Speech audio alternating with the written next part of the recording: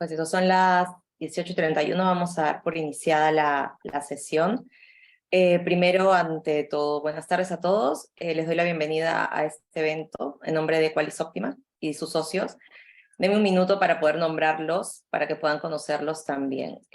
Los socios de Qualis Optima son A10 en Navarra, Paso Correcto y Bonlar en Madrid, Persen, que está en Valencia, Coruña, Sevilla, Zaragoza, Lisboa y Braga en Portugal, Inmogares en Murcia y Cartagena, Palmere en Baleares y en Ponvedra, Ordunte en Bilbao, Araxes en Guipúzcoa y finalmente Agencia La Playa, de donde es nuestro ponente, en Gijón. Hoy el tema que vamos a tratar es, límites o impedimentos para vender un inmueble. Les recuerdo que al final, terminada la sesión, se les va a enviar a los emails que han registrado una encuesta y la grabación de toda la talk. Y además también encontrarán un link donde puedan registrarse en caso quieran hacer alguna transacción inmobiliaria o ser agentes inmobiliarios.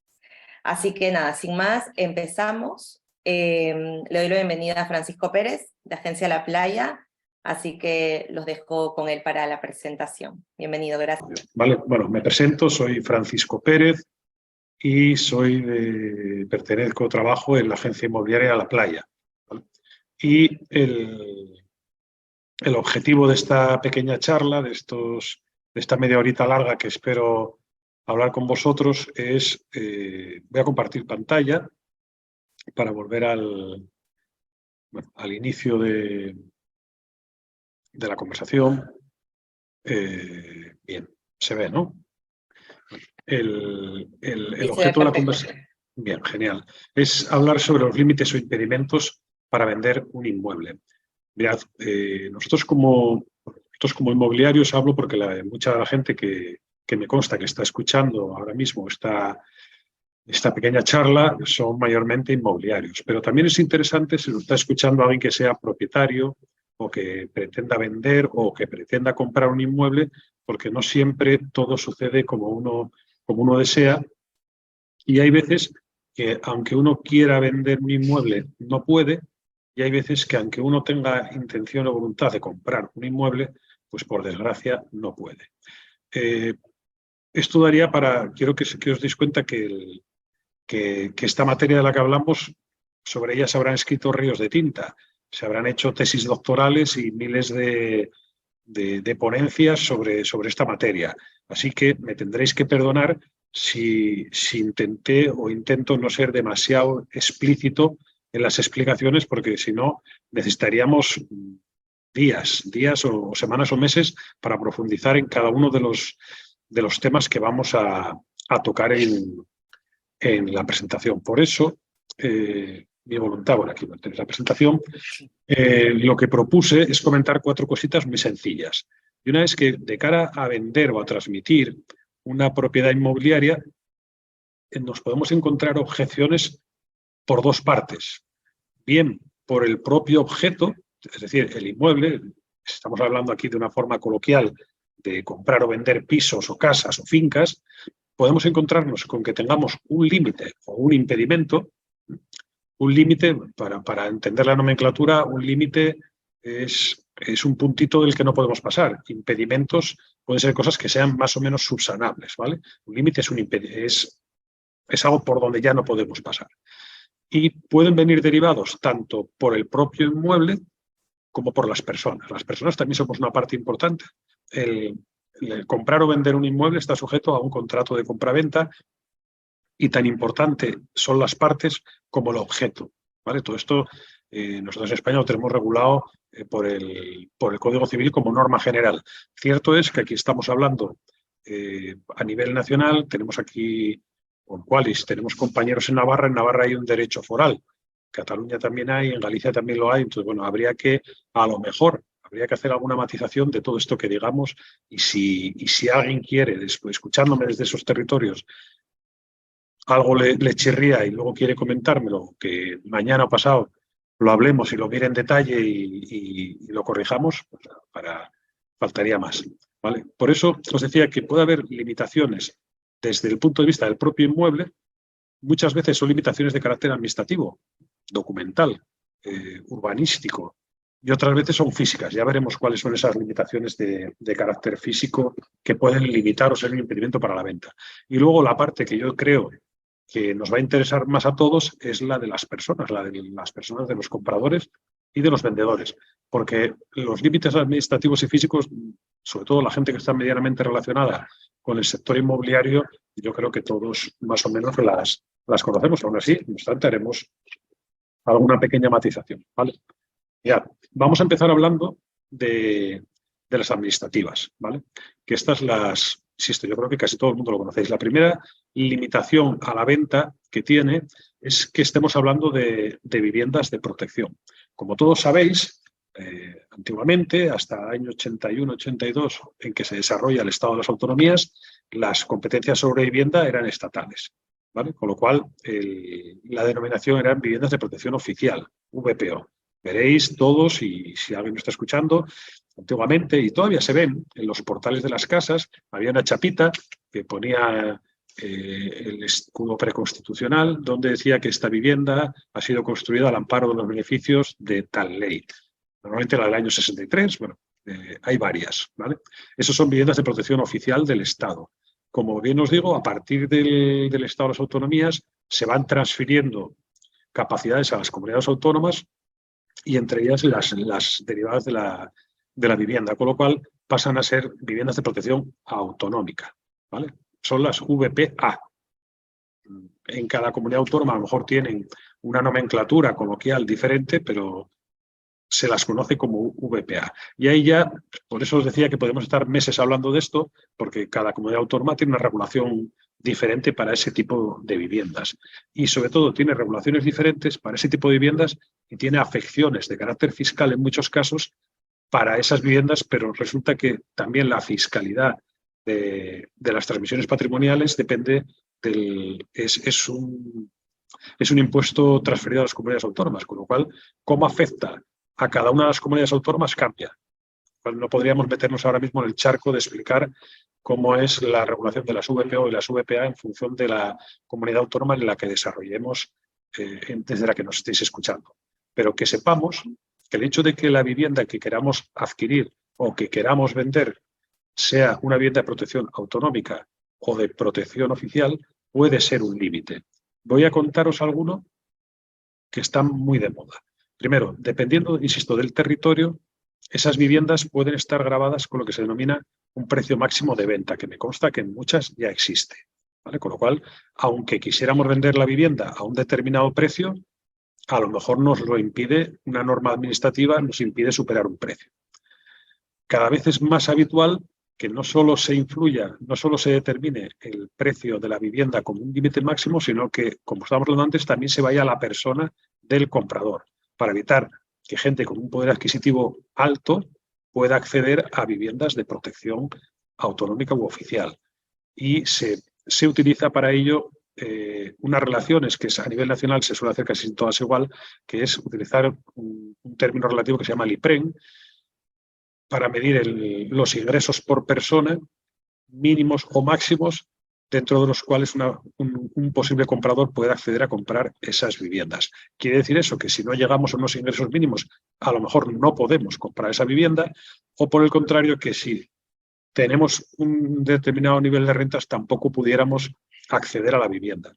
Con lo cual, como veis, aunque yo quiera vender una vivienda, a lo mejor no puedo vendérsela al comprador que quiero o no puedo pedir el precio que yo quiero, porque está sujeta a las limitaciones de las viviendas de protección oficial. También os digo, las viviendas de protección oficial y las de autonómicas, hasta donde yo sé, todas están pensadas para el uso como vivienda habitual.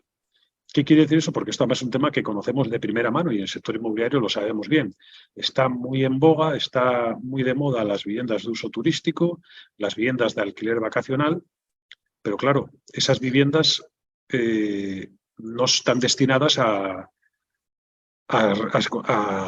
constituir la residencia habitual de nadie, con lo cual chocan directamente con la posibilidad de que una vivienda de protección se utilice como vivienda de alquiler turístico o de uso vacacional.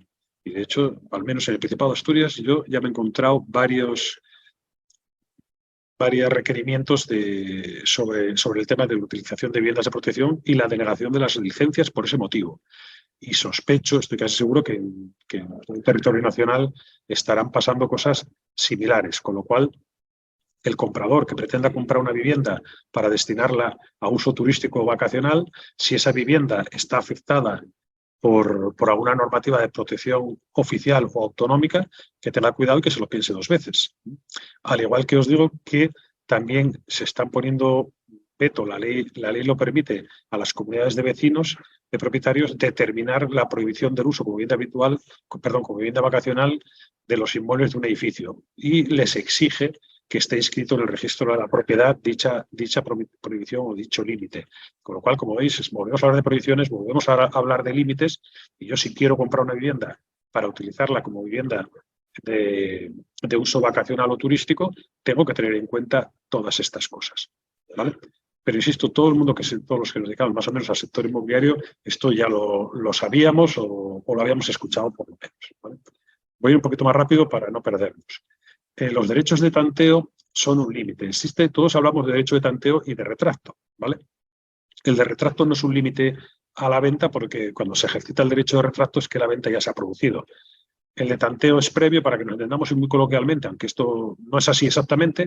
El derecho de tanteo es el derecho que se tiene previo, antes de que se produzca la venta por parte de quien ostente ese derecho, y el de retracto es el derecho a deshacer una compraventa por no respetar un derecho de tanteo. ¿Qué quiere decir esto? Que a la hora de vender un inmueble puede haber terceras personas que tengan un derecho a igualar el precio en el cual nosotros pretendemos vender ese inmueble. No confundir con los derechos que existen para acabar con los minifundios en fincas agrarias de colindantes, que no tiene que ver en suelo urbano, ¿vale? Aquí hablamos de un derecho de tanteo retracto que a veces es de la administración pública. Por ejemplo, en el Principado de Asturias, que es el que mejor conozco, dependiendo del año en el que estemos hablando de la protección autonómica, hay viviendas en que se grava esa vivienda con un derecho de tanteo y retracto a favor del gobierno del Principado de Asturias. Y me parece que en Cantabria al menos también es así. En algunos años, depende del año del expediente de protección de la vivienda. Hubo un tiempo, acordaos, antes del año 2008, cuando la gente especulaba mucho con las viviendas, las autoridades autonómicas se reservaban el derecho de recompra. ¿Para qué? Para evitar las ventas en negro, que se pagara en B, por superar el límite máximo de venta. Si había comprado, el límite máximo de venta eran 120 y yo lo estaba vendiendo en 200, y decía que le iba a venir 120, a lo mejor la administración pública decía, espera, que en 120 te lo compro yo. Y así rompíamos la cadena del posible pago en B. Bien. No sé eso si se hizo o no, pero esa carga o esa limitación, muchas viviendas de protección autonómica, depende del año del expediente, la tenían. Y en otros casos se conceden derechos de tanteo a colindantes o a herederos o a hermanos o a vecinos. No tiene nada de raro, y eso se inscribe, esos derechos pueden o no estar inscritos en el registro de la propiedad. Como bien sabéis, las inscripciones en el registro de la propiedad son totalmente voluntarias, pero tienen la ventaja de que se pueden oponer a terceros, ¿vale? Si no, un poseedor de buena fe no se vería sometido a un derecho de tanteo, sino que quien vendió sabiendo que existía un derecho de tanteo sobre el inmueble será quien tenga que responder frente a quien tenía ese derecho, ¿vale? Por avanzar un poquito, lo que os decía, el derecho de retracto es posterior, ya no es un límite a la venta, pero sí tiene la capacidad de deshacer esa venta o de obtener unas compensaciones. Aquí volveremos a hablar eso del tercero de buena fe o no, por lo cual ahí necesitaríamos también otra masterclass muy larga para hablar de conceptos, sobre todo que vienen muy limitados por la ley hipotecaria, sobre lo que son los terceros, los poseedores de buena fe, ¿vale? Luego existen limitaciones que son cargas limitantes, que pueden ser prohibiciones expresas. Ejemplo, hay gente, y luego os puedo conectar una anécdota que me pasó a mí en primera persona, que heredan, que adquieren una propiedad, pero que tienen prohibida su venta, por ejemplo.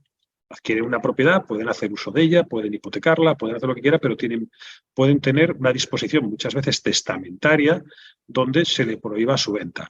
Yo os decía, a mí me pasó en un caso concreto de un inmueble que yo compré donde expresamente el propietario, por disposición hereditaria, tenía prohibido venderle ese inmueble a unas determinadas personas con nombres y apellidos. Así que él heredó esa propiedad y lo heredó. ¿De quién lo heredó? Le prohibió expresamente, testamentariamente, diciendo, tú puedes disfrutar de esta vivienda, puedes hacer lo que tú quieras, pero tienes prohibido expresamente vendérselo a este y a este. Y en caso de que el día que tú fallezcas siga siendo tuya, esta propiedad pasará a manos de fulano. Con lo cual, como veis, las limitaciones, en este caso mortis causa, hay que respetarlas, lógicamente, porque también se inscriben en el registro de la propiedad como una carga y pueden surtir efectos. Por esto, y todo esto, estamos hablando del registro de la propiedad continuamente, porque muchas veces muchos propietarios o muchas agencias no entienden el motivo de que pidamos siempre la nota simple de la propiedad, ¿vale? Pues es evidente, aunque es un registro voluntario, como ya os he dicho, ahí vamos a ver todas estas limitaciones para los terceros de buena fe que quieran adquirir esa propiedad. Si existen cosas que nosotros desconocemos o que dentro de una gestión razonable de la venta del inmueble no pudiéramos saber, pues estaríamos exentos de responsabilidades, ¿vale? Pero qué mínimo que pedir una nota simple y ver si existe algún tipo de limitación. Y luego también otra cosa muy importante, para tener claro que quien vende es el verdadero propietario. Luego hablaremos, cuando hablemos de las personas y los límites a las personas, tenemos que saber quién es el vendedor y qué capacidad tiene para realmente transmitir esa propiedad, ¿vale? Luego os hablo aquí de los usufructos. El usufructo sabéis que es el derecho a utilizar, a usar y disfrutar, ¿eh? Y aunque realmente no es usar y disfrutar, sino se refiere a los usos y a los frutos. A disfrutar de los frutos, es decir, al rendimiento que generen.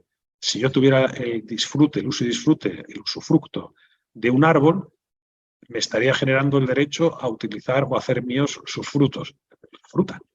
Cuando hablamos de inmuebles, normalmente estamos refiriéndonos al arrendamiento. No es lo mismo el derecho de uso que el derecho de usufructo. Puedes tener el derecho a usar un inmueble y no a usufructuarlo, es decir, a sacarle un rendimiento. Son términos diferentes. Pero realmente lo que os quería transmitir aquí es que no es un límite, un impedimento a la venta. Realmente no lo es. ¿Por qué? Porque es perfectamente normal y válido, yo creo que además en alguna otra ocasión hemos hablado de esto, transmitir solo la nuda propiedad de los inmuebles. Es un tema que está cada vez más en boga, cada vez más agentes inmobiliarios nos estamos especializando en la transmisión de la nuda propiedad y, lo dicho, el hecho de que exista un usufructuario no implica, no es ningún límite ni ningún impedimento para transmitir un inmueble. Y lo he puesto a propósito porque muchas veces dicen, no, es que no se puede vender porque hay un usufructuario. En absoluto. Otra cosa es cómo afecta eso al precio y, lógicamente, al uso, ¿vale? Pero no es un impedimento ni un límite a transmitir ese inmueble. Sucede entonces que lo que transmitimos es la nuda propiedad. No estamos transmitiendo el pleno dominio del inmueble, simplemente la nuda propiedad. Y os pongo ahí también otro límite administrativo que es con trampa, ¿vale? Las limitaciones urbanísticas. ¿Son un límite a la transmisión? No, no son un límite a la transmisión porque el derecho, o sea urbanístico o sea lo que sea, no puede ser retroactivo en la medida en que perjudique a nadie. Con lo cual, si existiera, lo que quiero transmitir es que si existiera ahora mismo una normativa urbanística referente a un bien inmueble, esa normativa no puede ser retroactiva y afectar a un inmueble que ha sido construido dentro de ordenación y sujeto a las condiciones urbanísticas del momento en el que fue construido, ¿vale? Con lo cual, también sucede, ¿no? Es que tengo una casa que está afectada por la ley de costas, entonces no se puede vender. No. Si en su día se construyó dentro de la ordenación urbanística, esa casa se puede vender perfectísimamente. Otra cosa es que la normativa actual no me permita ganar volumetría. Seguro que no. Otra cosa es que no me permita, a lo mejor si está afectado por una tipología concreta de casas payesas, mariñanas, depende de la zona, que no me dejen cambiar ese tipo de cosas. Lógico, pero esa casa se puede transmitir perfectísimamente. Por lo que os digo, porque la retroactividad de las leyes solo se puede producir cuando son más beneficiosas, no cuando son en perjuicio de nadie. Otra cosa es que llega un momento, se viera en una situación expropiatoria, pero habría que compensarlo, ¿vale? Con lo cual, hoy todavía estábamos hablando de esto en un caso muy concreto. Ese tipo de propiedades lo que nos van a decir es que no podemos incrementar su valor, ¿Por qué? Porque a fines expropiatorios podríamos tener ciertas complicaciones, pero todo lo que sea mantenimiento y aprovechamiento y disfrute de esas viviendas no tendría ninguna limitación a priorística, ¿vale? Insisto, si entráramos al detalle, a lo mejor nos metemos con temas de puertos y aeropuertos y entonces empezamos a tener alguna limitación, ¿vale? Pero los temas muy concretos, que insisto, en una charla de media hora tampoco deberíamos poder meternos en esos charcos, ¿vale? Pues lo dicho, que sepamos que cuando vamos a vender una propiedad podemos tener ciertas limitaciones de carácter técnico, legal, administrativas, ¿vale? Y ahora vamos a entrar en las físicas, ¿vale? Hablamos entonces ya de lo que es el objeto real de la compraventa. Y hay una cosa que debe ser, fijaos, aquí hablamos, nosotros siempre decimos, ¿cuándo se vende un inmueble? Pues un inmueble, la venta se perfecciona cuando hay un concurso de voluntades entre un comprador y un vendedor sobre el objeto y el precio de ese objeto. Ya está, ahí ya se perfeccionó la venta. Es tan sencillo como eso. En ese momento está perfeccionada la venta. En el momento que hay un concurso de voluntades, es decir, estamos de acuerdo en que este piso vale tanto, tú me lo vas a comprar, yo te lo voy a vender, ya está. La venta se perfeccionó. Nuestro Código Civil luego habla de consumación. La consumación sí que se genera cuando se produce la traditio, la entrega, cuando se pone en posesión al comprador de ese inmueble. Esto sería muy, muy, muy interesante de hablar y podríamos dedicar también mucho tiempo a hablar de por qué hacemos contratos de compraventa con pactos de arras y no hacemos promesas de venta. Sería muy discutible y está íntimamente relacionado con otros temas, ¿vale? Pero, fijaos, un tema que quiero dejar porque es muy importante que sepamos. El objeto del contrato, es decir, el inmueble, lo que vamos a transmitir, debe existir al momento de perfeccionarse el contrato.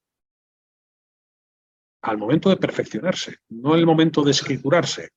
Y volvemos atrás, se perfecciona el momento que dos personas estamos de acuerdo sobre el objeto y el precio. Normalmente en el sector inmobiliario eso se cristaliza en los contratos de compra-venta con pactos de arras, sean penales, penitenciales o confirmatorias, ¿vale? ¿Qué dice nuestro Código Civil? Que si existió, pero al momento de perfeccionarse el contrato ya no existe, ese contrato es nulo. O sea, no existe contrato. Y esto puede pasar, pues, con ventas de, oye, tengo una casa en el pueblo y la estuviste viendo este verano, ¿te acuerdas? Sí, te la vendo. ¿Cuánto? Toma, cerrado, perfeccionado la venta. Y resulta que la casa se cayó hace un mes. No, ese contrato es nulo, ¿vale? Ahora bien, fijaos una casuística que baraja el Código Civil. Dice, si el vendedor lo sabía, aparte de que sea nulo, tiene que indemnizar al comprador. Si el comprador lo sabía, pues es tonto, o sea, no tiene otro nombre, tendrá que pagarlo. Si sabía de sobra que la casa se había caído, ¿qué habrá que hacer? Y si los dos lo sabían, o sea, pues entonces son tontos los dos y lo que nos dice el Código Civil es que es anulable. La diferencia entre nulo y anulable es la acción. Es decir, algo que es nulo de pleno derecho y nunca existió. Pues si nunca existió no hay que hacer absolutamente nada porque es nulo. Porque la práctica jurídica sí que hay que hacerlo, pero el término es ese, es nulo de pleno derecho, nunca existió. Si es anulable, dependerá de la voluntad de las partes que se pueda anular o no ese contrato. Por lo cual, lo dicho, es importante que en el momento que se perfeccione la compra-venta, el objeto de la compra-venta exista. Y si lo hemos comprado, lo hemos comprado. O sea que... Y luego, matices. Nuestro Código Civil también nos dice que es requisito de todo contrato que el objeto del contrato sea de comercio ilícito, o sea, legal. Es decir, con carácter general está excluido vender el agua, el aire, el mar o la luz, los recursos que son naturales. ¿Por qué? Básicamente porque no tienen propiedad. Uno no puede vender algo que no es suyo. Pero fijaos, también nuestro Código Civil dice que no se puede vender la herencia, las cosas públicas, los animales exóticos, el cuerpo humano. Aquí podríamos empezar a hablar de vender hígados, riñones, cosas así, y las cosas de derecho divino. Ya lo entendemos todo. Con lo cual, ahí la herencia, todo el mundo dice, bueno, ¿se puede vender una herencia? Se puede vender una herencia consumada. Lo que no se puede vender es una herencia futura. Es decir, yo voy a venderte el piso de mi madre, que sigue viva, gracias a Dios, y te vendo mis derechos sobre el piso de mi madre. Tenéis que entender que no se puede hacer porque mañana mi madre puede vender el piso. Entonces, ese piso, el día que falte mi madre, ya no existirá. Con lo cual, estaría engañando al comprador si yo vendo una herencia futura. Sean casas, sean propiedades, sea lo que sea, no se puede vender una herencia futura porque es incierta. El objeto de la venta tiene que ser algo cierto, identificable. De esto vamos a hablar ahora mismo. ¿Por qué? Porque el objeto de la venta tiene que ser una cosa determinada. Dice el Código Civil que el objeto de la compraventa puede ser una cosa indeterminada en el momento de la perfección, no sé si os estoy tapando, del contrato, siempre que pueda quedar, es decir, puede ser indeterminada, pero en el contrato tiene que quedar determinada de tal forma que posteriormente, cuando sea una realidad, y estamos hablando de la obra futura para que nos entendamos, cuando sea una realidad, no sea necesario volver a hacer un nuevo contrato para identificarlo. Yo estoy comprando un piso, una propiedad sobre planos, y ahí está perfectísimamente identificado las calidades, las características, los metros, la orientación, los servicios, todo lo que va anejo al inmueble. Entonces, aunque no existe, es indeterminado todavía, se puede determinar y no necesita, además el Código Civil especifica bien claramente que la característica tiene que ser que no requiera con posterioridad realizar un nuevo contrato para determinarlo, ¿vale? Y luego una cosa muy importante, cuando uno vende algo, Código Civil, artículo 1116, especifica que lo que se vende debe satisfacer la finalidad propia de las cosas. Es decir, si yo vendo una casa para habitar y no estoy haciendo ninguna especificación, lo que hablamos antes, de que yo lo sepa que no es así, debe responder al objeto de la venta. Entonces, una casa, si no es habitable, no se puede vender. No se puede vender salvo que el comprador expresamente lo conozca. Ahí se pone mucho, en todos los libros de derecho se explica siempre el tema de quien vende un perro de caza. Un perro de caza, si no caza o si no está hábil para la caza, pues hay un fraude, hay un engaño y ese contrato de compraventa del perro de caza es anulable. En el tema de los inmuebles, exactamente lo mismo. Por eso, cuando los inmuebles no tienen ciertos parámetros de habitabilidad, se suele hacer constar siempre en el contrato pues que cómo compras el inmueble. Ya no solo el hecho del cuerpo cierto, que el cuerpo cierto se refiere más a calidades y superficies, sino yo recomiendo que en caso de que no fuera así, que se hable de habitabilidad, porque hay veces que se venden inmuebles que no tienen habitabilidad. Claro que no. No pasa nada, se puede vender siempre y cuando el comprador sea consciente de ello. Con lo cual, y ahora que estamos en la época y en la generación de Internet y de los home staging virtuales y cosas así, pudiera darse el caso de que también podríamos hablar días enteros sobre los vicios del consentimiento, que vamos a hablar ahora. Claro, yo en qué momento estoy viendo una imagen y es real o es irreal y pienso que estoy comprando una vivienda habitable o no. Con lo cual, eso que parece de perogrullo, que en el mercado inmobiliario tradicional no tendría mayor sentido hablar de esto, fijaos cómo con las nuevas tecnologías esto gana fuerza. Porque todos los que nos dedicamos a esto vemos cosas increíbles que hacen maquetas que son reales y homestaging digitales que son espectaculares. Con lo cual, un comprador que no ha visitado la vivienda, que la esté viendo online, pudiera confundirse, pudiera llegar a pensar que lo que está comprando es otra cosa. Y con la globalización puede ser una persona que no habla nuestro idioma, que no nos esté entendiendo correctamente. Con lo cual, es muy importante que en los contratos estas cosas deben quedar, además lo dice ahí, el objeto debe concretarse en el contrato de compraventa de manera inequívoca, ¿vale? Porque esto que parecen tonterías, luego en la práctica diaria, insisto, con las nuevas tecnologías acaban por ser reales. ¿Vale? Bien. Por adelantar, porque se nos queda poquito tiempo, está el tema de las personas, es muy importante. Las personas que intervienen en una compraventa, salvo novedad, son el vendedor y el comprador. Y son obligatorias, es decir, no existe el contrato de compraventa unilateral y está expresamente prohibido. Tiene que haber un comprador y tiene que haber un vendedor, ¿vale? Es decir, no puede haber un vendedor indeterminado ni un comprador indeterminado en un contrato de compraventa. Quedémonoslo claro. Ni puede ser oculto. Lo veremos ahora, ¿vale? Fijaos. Para que un contrato de compraventa tenga validez, tenemos que hablar necesariamente del consentimiento, de lo que llevamos hablando un rato, ¿no? De que tanto el comprador como el vendedor realmente sepan lo que están haciendo. Está muy de moda hablar de si el consentimiento tiene que estar en el centro de las relaciones, por supuesto, de las personales y de las compraventas, de las civiles y de las mercantiles, ¿sí, no? Pero esto así desde el año 1889 y de toda la vida, no es de ahora. Lógicamente tiene que existir consentimiento. ¿Qué dice el artículo 1265 del Código Civil? Es el que regula los vicios del consentimiento. ¿Qué es nulo? Nulo, lo que hablamos antes, nulo. O sea, no hay nada que discutir, es nulo. El consentimiento que se presta por error, por violencia, intimidación o por dolo.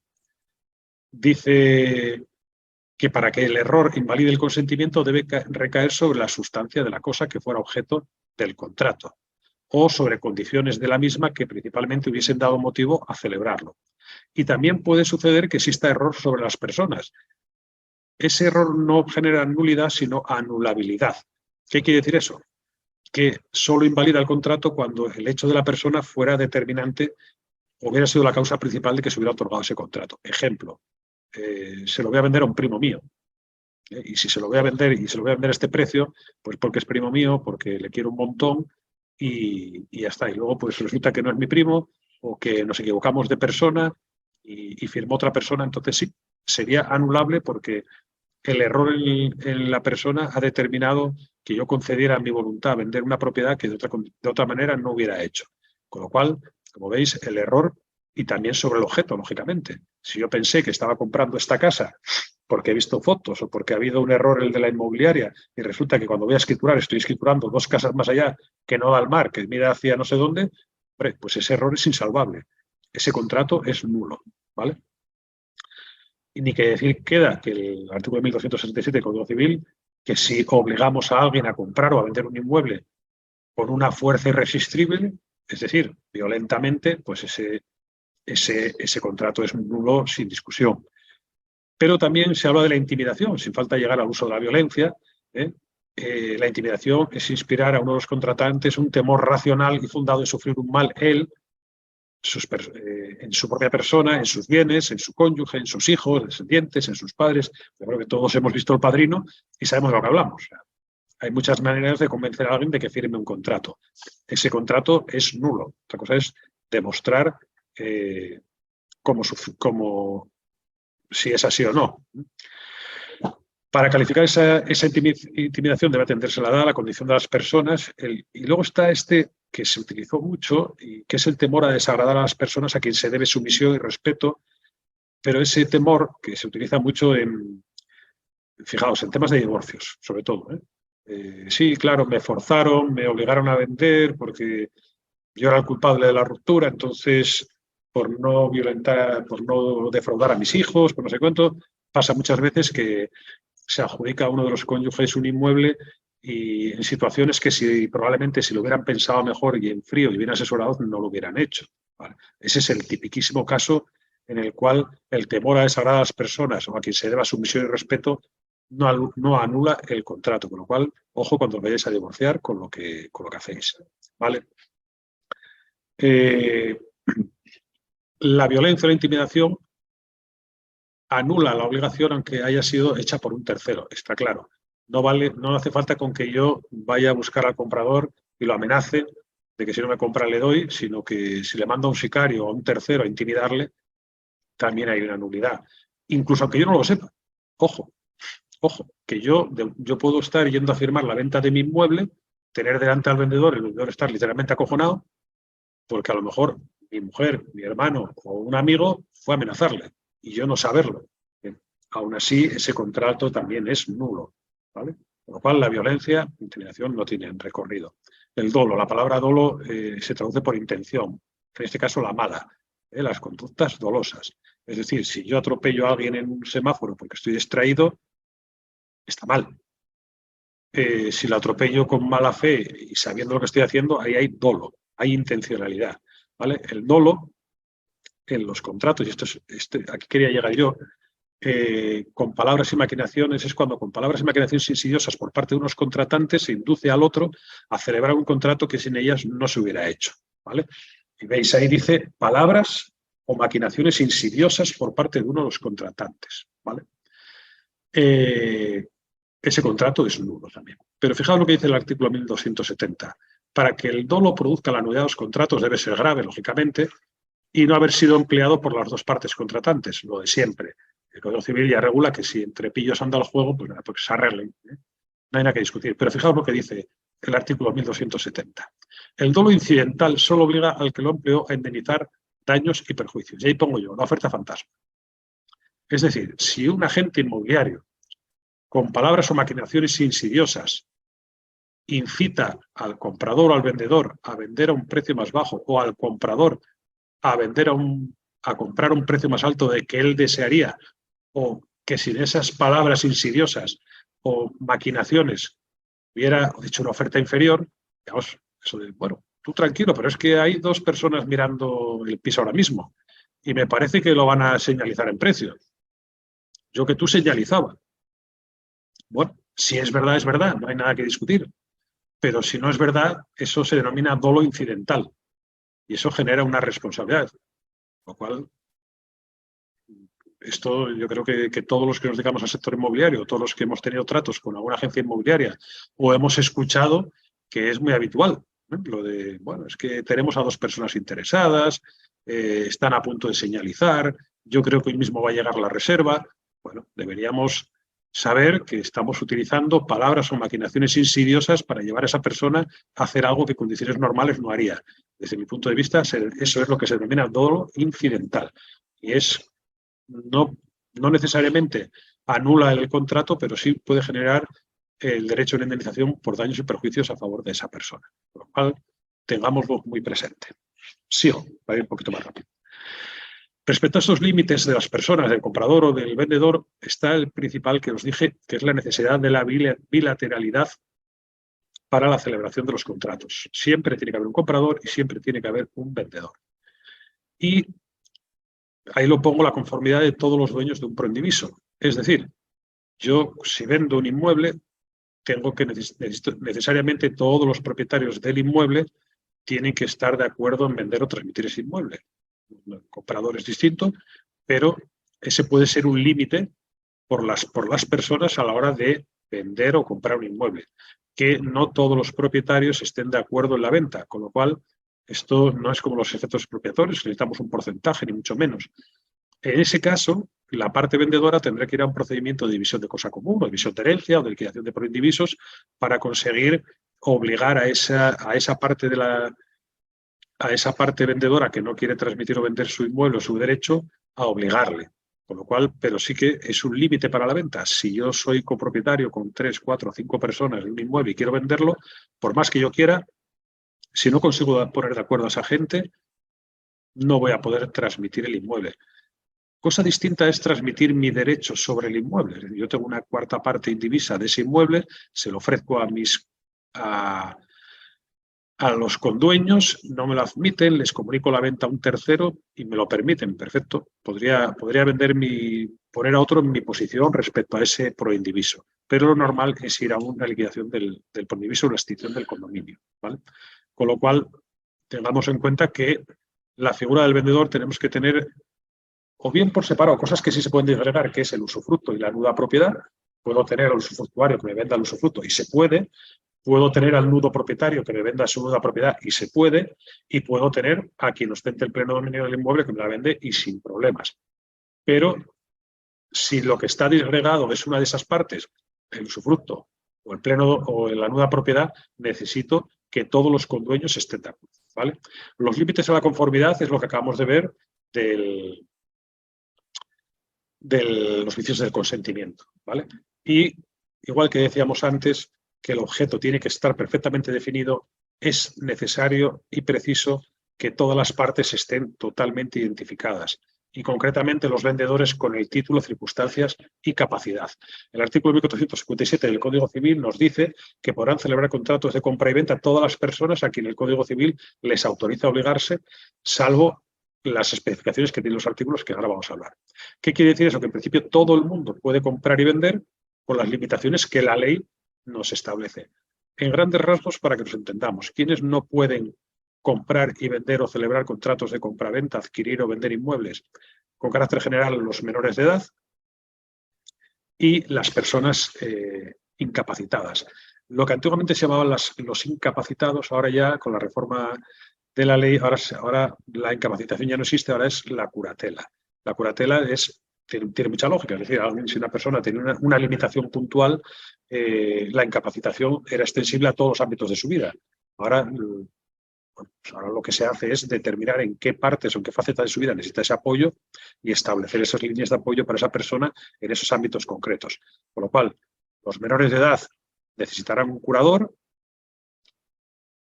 y la autorización judicial para ello. ¿Qué sucede? Que normalmente cuando esos menores de edad van a vender o transmitir un inmueble o adquirirlo, lo suelen hacer en compañía de sus progenitores o de un progenitor o que falte el otro, o quienes sean sus curadores, y muchas veces son familia, y se producen conflictos de intereses, con lo cual hay que pedir autorización siempre al juzgado para autorizar hay que pedirla siempre para autorizar la enajenación de bienes de personas sometidas a curatela y de menores de edad.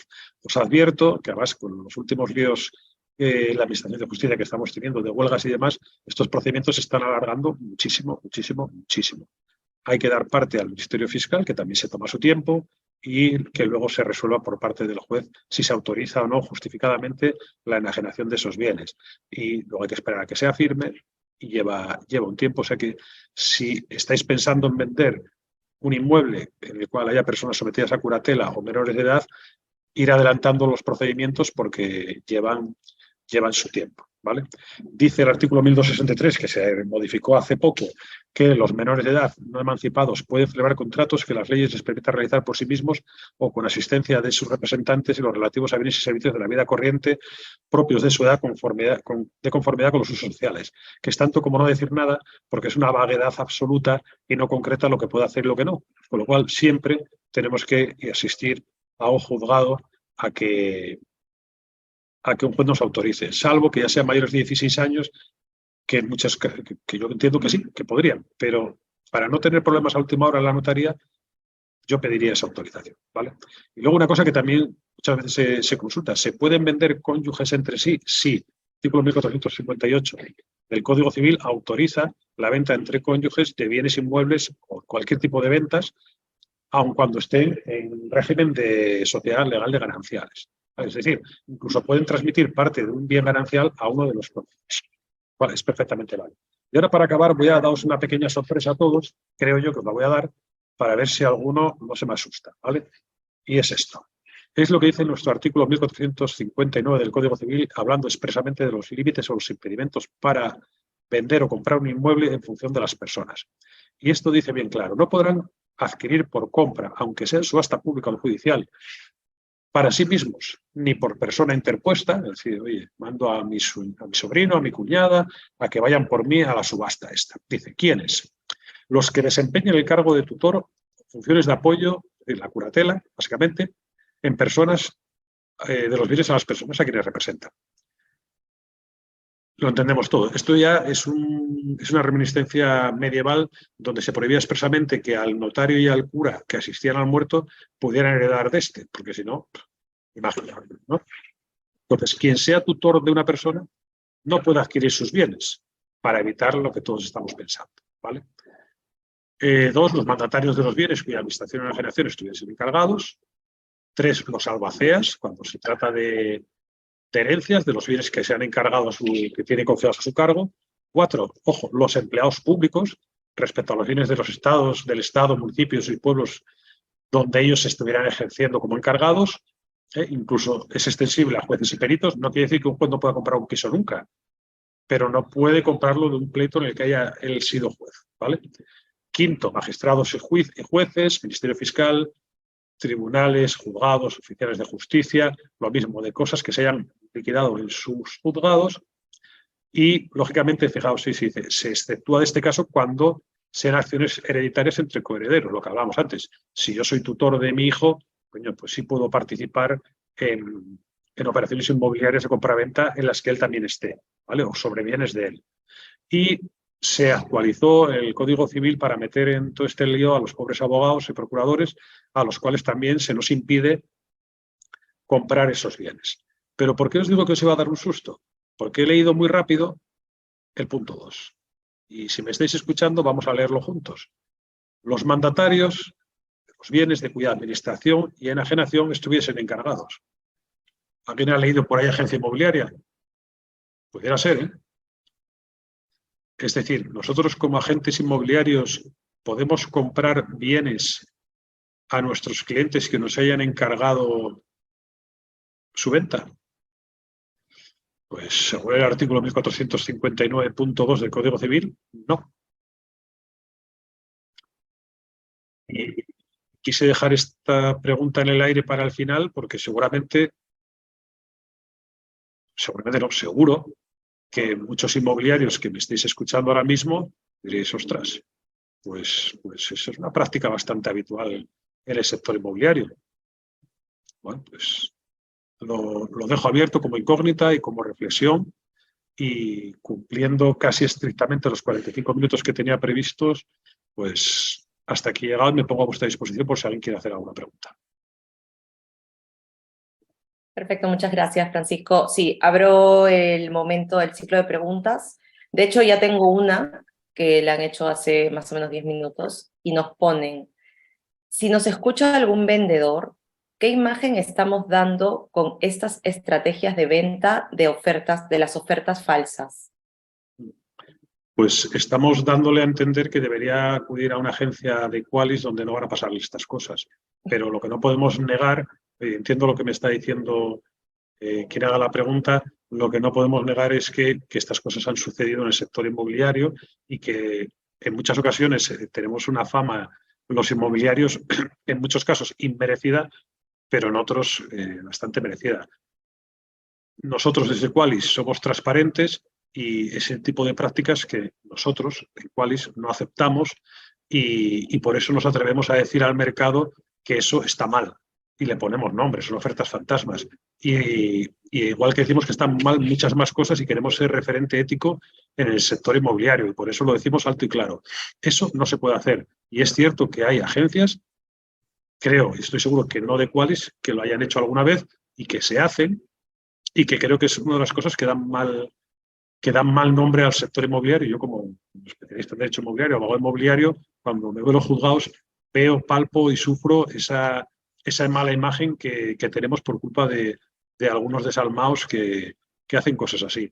Por eso, como no lo hacemos, y como creemos que lo deben saber los compradores, rehuyan de si es cierto, es cierto. Hay una oferta, la hay, qué casualidad. Pero que rehuyan de esos profesionales de medio pelo. Por eso, pero vamos, no quise ofender a nadie porque estoy seguro que todos los profesionales de Qualis cumplimos, segurísimo, con ese tipo de ética. Sí, completamente. Vale, vamos a ver si hay alguna otra pregunta más. Esperaré un minuto más para ver si alguien más puede hacerlo a través de Pueden hacerlo a través de la herramienta de preguntas y respuestas o a través del chat. Si quieren hacer alguna consulta sobre lo que se ha tratado el día de hoy. Damos unos segundos. Creo que ha quedado todo bastante claro. Es muchísima información, Sí, demasiado. pero Es que de hecho muy cada uno de esos interesante. puntos podríamos hacer una charla entera sobre cada uno de ellos. Sí. Sí, claro, lo entiendo. Vale, de momento no hay más preguntas, así que nada, muchas gracias, Francisco, por compartir toda esta información y todo este conocimiento con nosotros. Dame un segundo que me acaba de llegar una más. Muchas gracias. Y nada, solo recordarle a todos los participantes que tras esta conferencia les llegarán a sus correos electrónicos registrados una encuesta sobre la conferencia y también el link para poder ver toda la conferencia si se las perdieron. Si perdieron algunas partes, necesitan revisar algunas otras. Pues nada, muchas gracias y damos por finalizado esta charla. Gracias a vosotros. Hasta luego. Hasta luego.